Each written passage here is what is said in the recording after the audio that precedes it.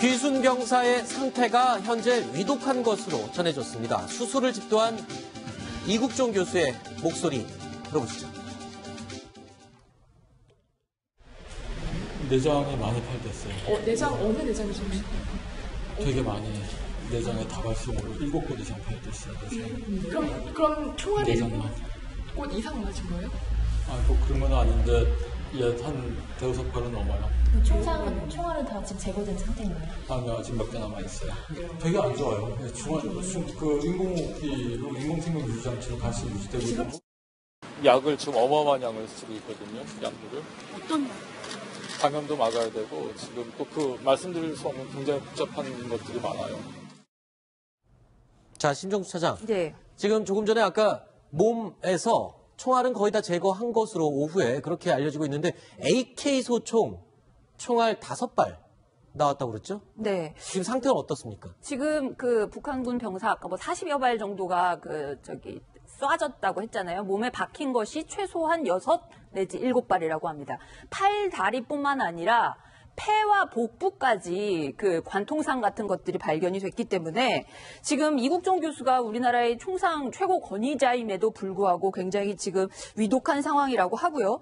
이미 3시 반에 우리 군에서 발견을 해서 병원에 도착했을 때가 이미 1시간이 지난 뒤였습니다. 네. 이렇게 다발성 총상인 경우에는 1시간 정도가 골든타임인데 그걸 지나서 왔기 때문에 어쨌든 앞으로 열흘 정도를 지켜봐야 한다고 하는데요. 좀 최선을 다해서 이 자유를 찾아온 북한 병사를 좀 어떻게 좀 생명이라도 구해줬으면 꼭 하는 바람입니다. 자, 이 사고가 터지고요. 어제 저희 뉴스탑10에서 이런 얘기를 해드렸습니다. 도끼 만행 사건 이후에 84년도에 소련 기자가 이 망명을 하면서 총격전이 벌어진 이후에 처음이다라고 했었는데 어제 놀라운 사실이 하나 또 공개가 됐습니다. 이게 총격전이 벌어졌던 게 2007년 9월에도 한 번이 있었는데 어제 알리지 않고 있다가 어제서야 그게 드러났다고요. 국방부가 참 희한합니다. 7년 만에 2007년도 9월에 JSA를 통해서 귀순했던 북한군 병사가 있다는 사실을 7년 만인 어제 슬쩍 언론에 발표를 했습니다. 네. 2007년 10월에 남북 정상회담이 있었죠. 당시 노무현 정부였는데요. 당시 통일부에서 일했던 관리에 따르면 당시 어떤 햇볕 정책이라든지 남북 정상회담을 앞두고 북한군을 자극하지 않기 위해서 북한 쪽을 자극하지 않기 위해서 그렇게 북한군이 귀순한 사실을 군이 의도적으로 좀 은폐를 했던 거 아니냐 이런 해석도 나오고 있는 상황입니다. 그래서 84년뿐만 아니라 2007년 이번에 3번째가 되겠습니다. 네. 자, 일단은 이 북한군 병사 이 사진 한 장, 동아일보가 지금 보도하고 있는 사진인데요. 지금 호송되는 모습, 급하게 가는 모습입니다. 이 사진, 일단은 이 병사에 대한 신병 보호를 위해서 이름이나 이런 건 일체 알리지 않고 있는 상황이죠.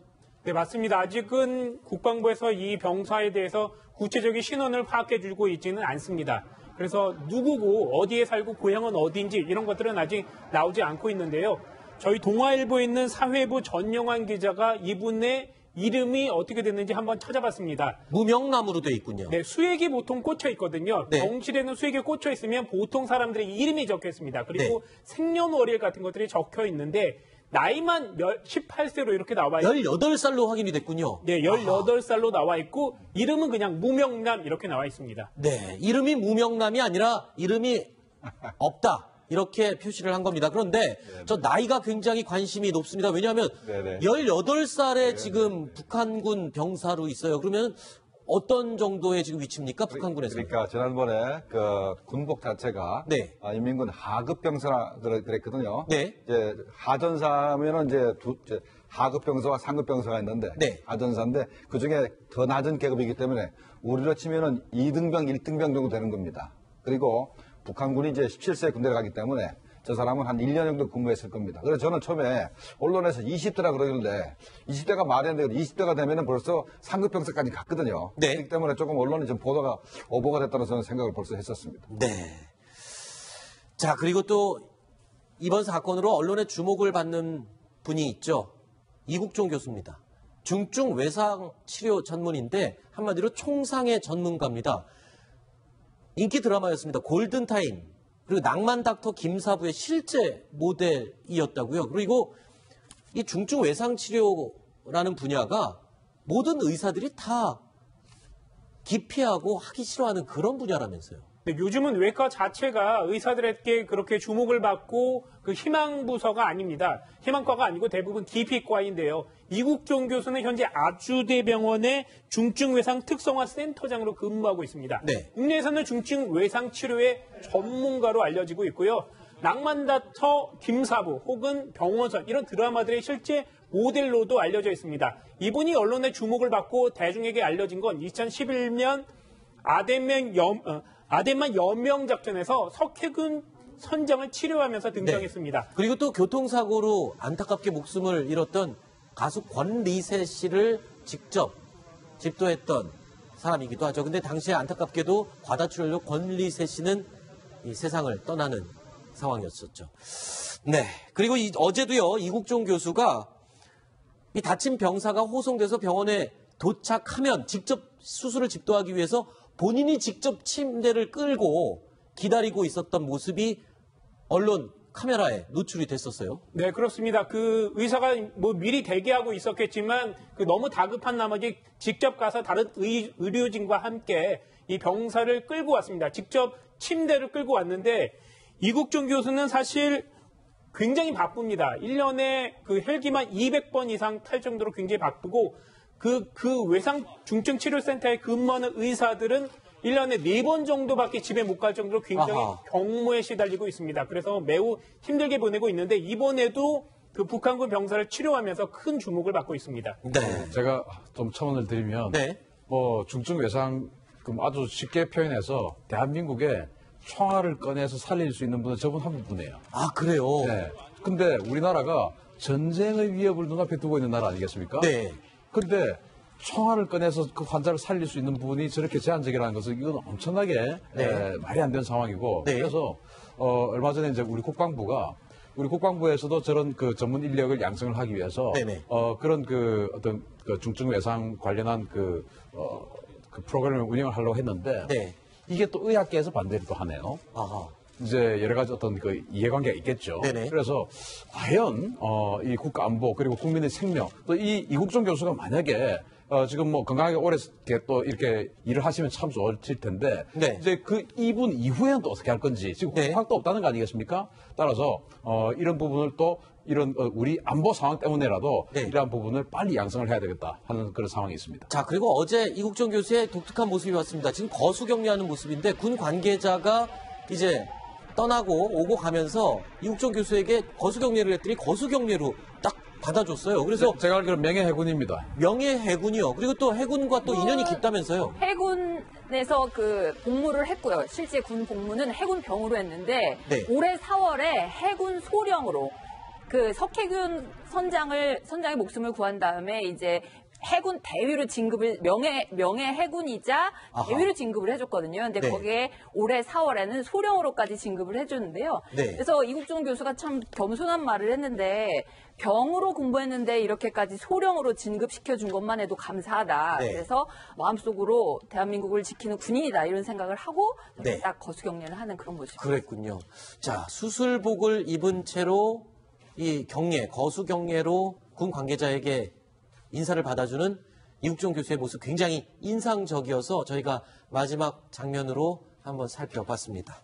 자, 다음 4번째 이야기, 5번째 이야기, 4위, 5위로 꼽은 소식이 준비되어 있습니다. 확인해 보시죠.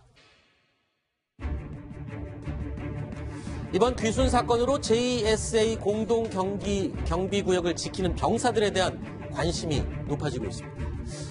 먼저 JSA 병사들은 어떤 기준으로 선발되고 어떤 사람들인지 궁금하시죠?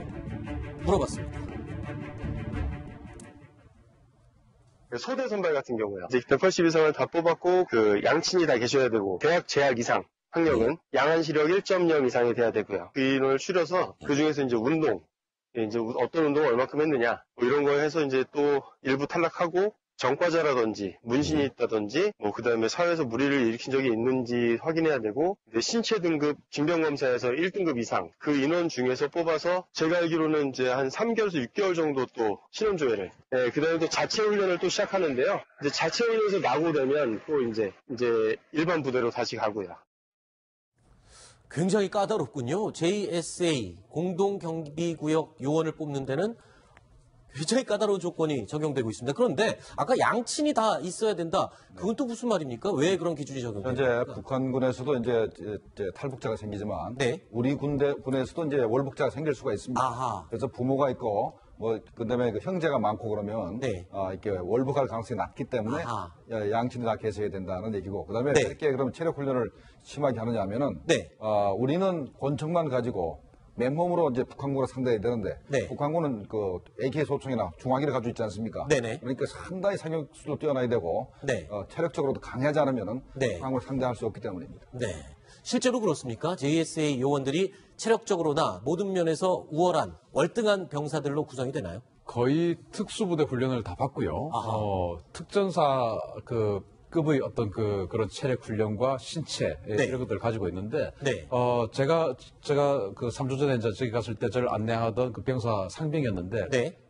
자네는 그 사격 그 권총 이제 가지고 있으니까 네. 사격 나 쏴보니까 잘 안 되는데 어떻게 해봤냐고 하니까 정말 자주 쏜답니다. 네. 사격 훈련을 아주 많이 하는데 자기는 평균 20발 쏘면 그 25m 타겟에서 17발 정도 만든다. 아하. 근데 대부분 다 그렇답니다. 아하. 아마 권총 사격 해보신 분들은 25m에서 17발이라는 게 얼마나 대단한 걸 잘 아실 겁니다. 그렇죠. 그 정도의 어떤 실력을 가지고 있다. 그럼 네. 눈은 왜 줘야 되냐? 선글라스 끼고 있지 않습니까? 네. 근데 눈 나쁘면 선글라스 끼면 앞이 안 보일 수가 있죠. 네. 그런 문제들. 그리고 왜 또 그 학력이 또 줘야 되냐? 네. 외국인들이 많이 옵니다. 네. 외국인들에게 영어로 응대해야 될 경우도 있고. 그래서 정말 어떤 그 인성, 어떤 그 실력, 지적인 능력, 모든 실력. 것이 최상위. 그리고 또 선택에서 옵니다, 자신이. 아하. 그런 문제들. 그래서 알겠습니다. 정말 대단한 사람들이다. 뭐 이렇게 이야기를 자, JSA 병사가 되기 위해서는 타고나야 되고 선택받아야 하고 훈련까지 받아야 된다. 이런 얘기가 나오고 있는데 그 훈련 강도는 도대체 어느 정도인지도 물어봤습니다.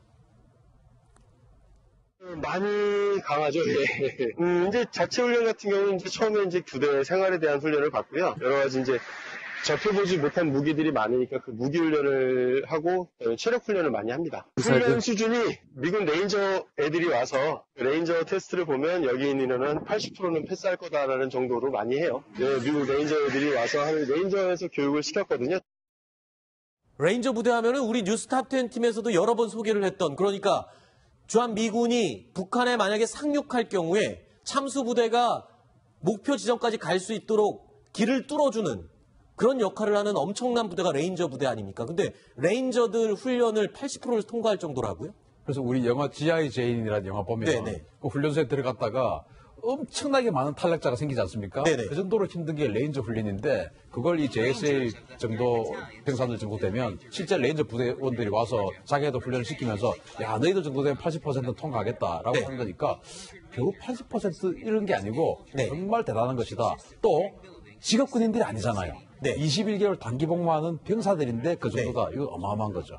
그렇군요. 자, 그러면 이렇게 특별한 조건과 전투력을 가지고 있는 JSA와 바로 코앞에서 눈을 마주보고 있는 북한의 공동경비구역 병사들 어떤 사람들로 이루어져 있습니까? 네, 북한도 마찬가지입니다. 네. 북한도 최전방에 휴전선 근처에는 20개 대대, 그러니까 민경대대가 20개 있습니다. 그 자신이 전부 다 대부분 다 평양 출신이고 네. 또 평양에서 아버지 어머니가 그 상당히 그 당이라든가 군이든가 내각에서 이 고위직에 있는 그런 자식들이 주로 이제 뽑혀오는데 다른 그 병사들은 뭐 10년을 꽉 채워서 네. 훈련생활을 하지만 이 사람들은 한 2, 3년만 열심히 근무하면은 대학으로 가든가 아니면 다른 그러니까 그 강건 군사종합학교라든가 이런 상한학교를 발탁돼서 가기 때문에 상당히 신분이 좋고 혜택이 많습니다. 네. 자, 일단은 까다로운 과정을 거쳐서 선발되는 JSA 요원들, 이 남북한 병사들이 바로 코앞에서 눈을 마주치면서 근무를 하고 있는데 그렇다면 영화에서 나오는 것처럼 혹시 어떤 대화를 나누는 경우는 없을까 물어봤는데요. 이런 대답이 왔습니다. 북한 쪽 병사들도 저희처럼 이제 훈련을 많이 받고 이제 그 사상적으로 특출한 사람만 뽑아오잖아요. 네, 그렇지만 걔들도 남쪽 사회에 대해서 아는 사람들이 굉장히 많습니다. 이 남쪽이 잘 살고 우리가 그 윤택하게 산다는 걸 아는 사람들이 많거든요.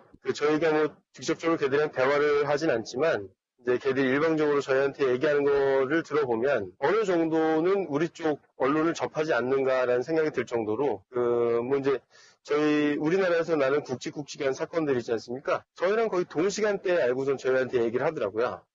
저희는 뭐 국가보안법이라든지 그 정전협정에 따라서 저희는 대응을 못하게 돼 있죠. 네.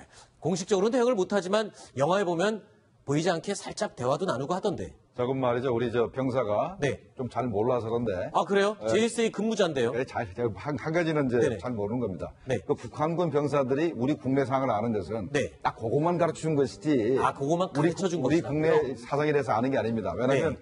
그 북한군 병사가 우리 병사를 마주칠 때가 있기 때문에 네. 심리전을 하기 위해서 아. 너희들 막 세월호 물에 빠지지 않았냐, 너희들 나라도 아니다 이렇게 얘기할 그런 그 소화제거리를 이제 가르치는 것이지 우리 국내 정세에 대해서 아는 게 아닙니다. 우리 군 아까 그 현장에서의 대응은 네. 굉장히 잘했다는 말씀 아까 신인균 대표님이나 다들 해주셨는데요. 네. 근데 어쨌든 이번에 자유를 위해서 찾아온 이 귀순한 이 병사를 향해서 총격을 한 거, 특히 AK 소총 탄환이 그 몸에서 발견됐다고 네. 하거든요. 그래서 이런 부분들은 정전협정 위반이기 때문에 앞으로 우리 정부가 어떤 식으로든 북한의 이 부분에 대해서는 확실히 이의 제기를 해야 될 것 같고요. 오늘 송영무 장관 역시 국회에 와서 북측의 이 부분에 대해서 문제 제기를 할 것이고 법적인 조치까지 그렇죠. 검토하겠다고 얘기를 했습니다. 네. 앞으로 사실 어떤 대응을 할지 네. 우리 정부가 그 부분도 굉장히 지켜봐야 될 대목입니다. 지켜봐야 되겠죠. 그러니까 지금요, 우리 군이 어떻게 대응했는지를 잘잘못을 따지는 것도 중요하지만 정전협정을 위반한 무기를 소지하고 실제 발표했고 이런 정전협정 위반을 계속 저지르는 북한에 대해서 좀 빨리 잘못을 지적하고 따져야 될 때가 아닙니까? 네, 그렇게 지적을 해야 됩니다. 그러나 네. 현재 문제는 북한이 전전협정을 스스로 파기했다라면서 혼자만 선언을 해버렸기 때문에 네. 현재 정전협정을 북한이 무시하고 있는 상태고 네. 또 하나는 현재 남북한 간에 항해 루트가 하나도 없습니다. 그래서 현재 무슨 뭐 회담이 나오지도 않고 우리가 북한에 항해할 수 있는 대북 확성기 방송으로 너희들 왜 그랬냐 이렇게밖에 할 수가 없는 상황입니다. 알겠습니다. 정전협정 우리는 준수하고 있지만 북한은 예전부터 아예 무시하고 있었던 그런 상황이었군요. 이국종 교수는 사실 굉장히 바쁩니다. 1년에 그 헬기만 200번 이상 탈 정도로 굉장히 바쁘고 그 외상 중증 치료센터에 근무하는 의사들은 1년에 4번 정도밖에 집에 못 갈 정도로 굉장히 아하. 경무에 시달리고 있습니다. 그래서 매우 힘들게 보내고 있는데 이번에도 그 북한군 병사를 치료하면서 큰 주목을 받고 있습니다. 네. 제가 좀 첨언을 드리면 네. 뭐 중증 외상 아주 쉽게 표현해서 대한민국에 총알을 꺼내서 살릴 수 있는 분은 저분 한 분이에요. 아, 그래요? 네. 근데 우리나라가 전쟁의 위협을 눈앞에 두고 있는 나라 아니겠습니까? 네. 근데 총알을 꺼내서 그 환자를 살릴 수 있는 부분이 저렇게 제한적이라는 것은 이건 엄청나게 네. 말이 안 되는 상황이고 네. 그래서 얼마 전에 이제 우리 국방부에서도 저런 그 전문 인력을 양성을 하기 위해서 네네. 그런 그 어떤 그 중증 외상 관련한 그 프로그램을 운영을 하려고 했는데 네. 이게 또 의학계에서 반대를 또 하네요. 아하. 이제 여러 가지 어떤 그 이해관계가 있겠죠. 네네. 그래서 과연 이 국가 안보 그리고 국민의 생명 또 이 이국종 교수가 만약에 지금 뭐 건강하게 오래 또 이렇게 일을 하시면 참 좋으실 텐데 네. 이제 그 이분 이후에는 또 어떻게 할 건지 지금 네. 확도 없다는 거 아니겠습니까? 따라서 이런 부분을 또 이런 우리 안보 상황 때문에라도 네. 이러한 부분을 빨리 양성을 해야 되겠다 하는 그런 상황이 있습니다. 자, 그리고 어제 이국종 교수의 독특한 모습이 왔습니다. 지금 거수격리하는 모습인데 군 관계자가 이제 떠나고 오고 가면서 이국종 교수에게 거수격리를 했더니 거수격리로 딱 받아줬어요. 그래서 제가 알기로는 명예해군입니다. 명예 경우에는 1시간 정도가 골든타임인데 그걸 지나서 왔기 때문에 어쨌든 앞으로 열흘 정도를 지켜봐야 한다고 하는데요. 좀 최선을 다해서 이 자유를 찾아온 북한 병사를 좀 어떻게 좀 생명이라도 구해줬으면 꼭 하는 바람입니다. 자, 이 사고가 터지고요. 어제 저희 뉴스탑10에서 이런 얘기를 해드렸습니다. 도끼 만행 사건 이후에 84년도에 소련 기자가 이 망명을 하면서 총격전이 벌어진 이후에 처음이다라고 했었는데 어제 놀라운 사실이 하나 또 공개가 됐습니다.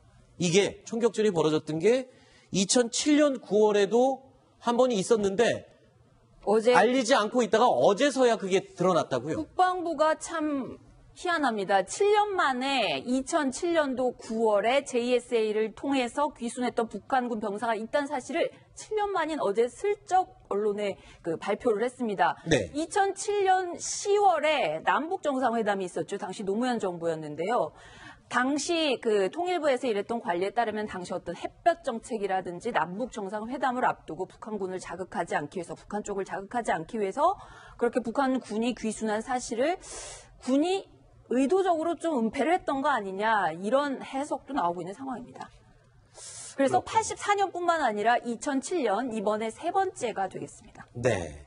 자, 일단은 이 북한군 병사 이 사진 한 장, 동아일보가 지금 보도하고 있는 사진인데요. 지금 호송되는 모습, 급하게 가는 모습입니다. 이 사진. 귀순 병사의 상태가 현재 위독한 것으로 전해졌습니다. 수술을 집도한 이국종 교수의 목소리 들어보시죠. 내장이 많이 파열됐어요. 내장 어느 내장이 좀 되게 많이 내장에 다발성으로 7곳 이상 파열됐어요. 그럼 총알이 내장만. 꽃 이상 맞은 거예요? 뭐 그런 건 아닌데 한 대여섯 발은 넘어요. 총알은 다 지금 제거된 상태인가요? 아니요, 아직 몇 개 남아 있어요. 되게 안 좋아요. 인공생명 유지장치로 다시 유지되고 있고. 약을 지금 어마어마한 양을 쓰고 있거든요. 약물을. 어떤 말? 감염도 막아야 되고 지금 또 말씀드릴 수 없는 굉장히 복잡한 것들이 많아요. 자, 심정수 차장. 네. 지금 조금 전에 아까 몸에서 총알은 거의 다 제거한 것으로 오후에 그렇게 알려지고 있는데 AK 소총 총알 5발 나왔다고 그랬죠? 네. 지금 상태는 어떻습니까? 지금 북한군 병사 아까 40여 발 정도가 쏴졌다고 했잖아요. 몸에 박힌 것이 최소한 6 내지 7발이라고 합니다. 팔, 다리뿐만 아니라 폐와 복부까지 관통상 같은 것들이 발견이 됐기 때문에 지금 이국종 교수가 우리나라의 총상 최고 권위자임에도 불구하고 굉장히 지금 위독한 상황이라고 하고요. 이미 3시 반에 우리 군에서 발견을 해서 병원에 도착했을 때가 이미 1시간이 지난 뒤였습니다. 네. 이렇게 다발성 총상인 경우 일단은 이 병사에 대한 신병 보호를 위해서 이름이나 이런 건 일체 알리지 않고 있는 상황이죠? 네, 맞습니다. 아직은 국방부에서 이 병사에 대해서 구체적인 신원을 파악해주고 있지는 않습니다. 그래서 누구고 어디에 살고 고향은 어디인지 이런 것들은 아직 나오지 않고 있는데요. 저희 동아일보에 있는 사회부 전영환 기자가 이분의 이름이 어떻게 됐는지 한번 찾아봤습니다. 무명남으로 돼 있군요. 네, 수액이 보통 꽂혀 있거든요. 네. 병실에는 수액이 꽂혀 있으면 보통 사람들의 이름이 적혀 있습니다. 그리고 네. 생년월일 같은 것들이 적혀 있는데 나이만 18세로 이렇게 나와 있고 18살로 확인이 됐군요. 네, 18살로 나와 있고 이름은 그냥 무명남 이렇게 나와 있습니다. 네, 이름이 무명남이 아니라 이름이 없다. 이렇게 표시를 한 겁니다. 그런데 저 나이가 굉장히 관심이 높습니다. 왜냐하면 18살에 지금 북한군 병사로 있어요. 그러면 어떤 정도의 지금 위치입니까? 북한군에서. 그러니까 지난번에 군복 자체가 네. 인민군 하급 병사라 그랬거든요. 네. 이제 하전사면은 이제 하급 병사와 상급 병사가 있는데 네. 하전사인데 그 중에 더 낮은 계급이기 때문에 우리로 치면은 2등병, 1등병 정도 되는 겁니다. 그리고 북한군이 이제 17세 군대를 가기 때문에 저 사람은 한 1년 정도 근무했을 겁니다. 그래서 저는 처음에 언론에서 20대라 그러길래 20대가 말이 안 되고 20대가 되면은 벌써 상급 병사까지 갔거든요. 네. 그렇기 때문에 조금 언론이 좀 보도가 오버가 됐다는 저는 생각을 벌써 했었습니다. 네. 자, 그리고 또 이번 사건으로 언론의 주목을 받는 분이 있죠. 이국종 교수입니다. 중증 외상 치료 전문인데 한마디로 총상의 전문가입니다. 인기 드라마였습니다. 골든타임, 그리고 낭만 닥터 김사부의 실제 모델이었다고요. 그리고 이 중증 외상 치료라는 분야가 모든 의사들이 다 기피하고 하기 싫어하는 그런 분야라면서요. 네, 요즘은 외과 자체가 의사들에게 그렇게 주목을 받고 희망 부서가 아닙니다. 희망과가 아니고 대부분 기피과인데요. 이국종 교수는 현재 아주대병원의 중증외상 특성화 센터장으로 근무하고 있습니다. 네. 국내에서는 중증 외상 치료의 전문가로 알려지고 있고요. 낭만닥터 김사부 혹은 병원선 이런 드라마들의 실제 모델로도 알려져 있습니다. 이분이 언론의 주목을 받고 대중에게 알려진 건 2011년